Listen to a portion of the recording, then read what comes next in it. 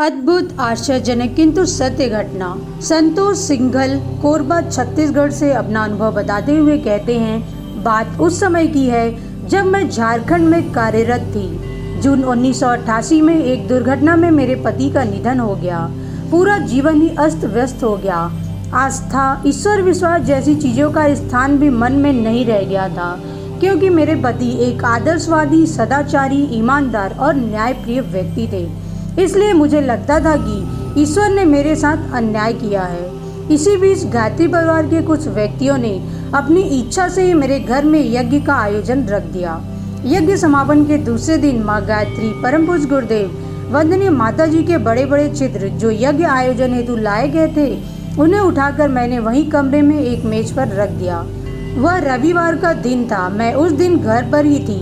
वहीं पे मेरी परिचित एक अन्य विद्यालय की शिक्षिका के पति के निधन का समाचार मुझे मिला। तब तक मैं भी अपनी मानसिक स्थिति से उबर नहीं पाई थी। दुखद समाचार से अपनी घटना पुनः स्मृति पटल पर आ गई थी, किंतु इसके साथ ही एक उल्टा विचार मेरे मन में आया कि स्थानीय होते हुए भी वह महिला मेरे पति के निधन के ठीक 1.5 वर्ष बाद मुझसे मिलने आई थी। यह सोचते हुए ही मेरी दृष्टि अचानक गुरुदेव के चित्र से टकरा गई। मुझे लगा कि उनकी बड़ी बड़ी आंखें सजीव हो उठी हैं और अंगारे उगलते हुए मुझसे कह रही हैं कि फिर तुझमें और उसमें क्या अंतर। मैं घबरा उठी और बिस्तर पर चौकड़ी मारकर बैठ गई। मुझे उस दिन लगा कि मैं अकेली होते हुए भी अकेली नहीं हूँ। गुरुवर मेरा संरक्षण कर रहे हैं। मैंने उसी समय गुरुदेव से क्षमा याचना करके प्रायश्चित करने का संकल्प लिया।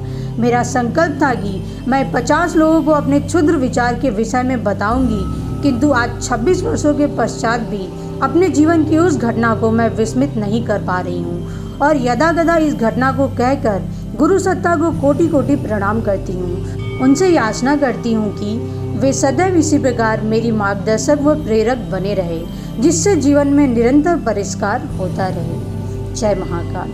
गुरुदेव माता जी हर पल साथ होते हैं। उन्हें हम सब अनुभव करते रहें और अपने जीवन को श्रेष्ठ बनाने की ओर निरंतर लगे रहें। जय महाकाल।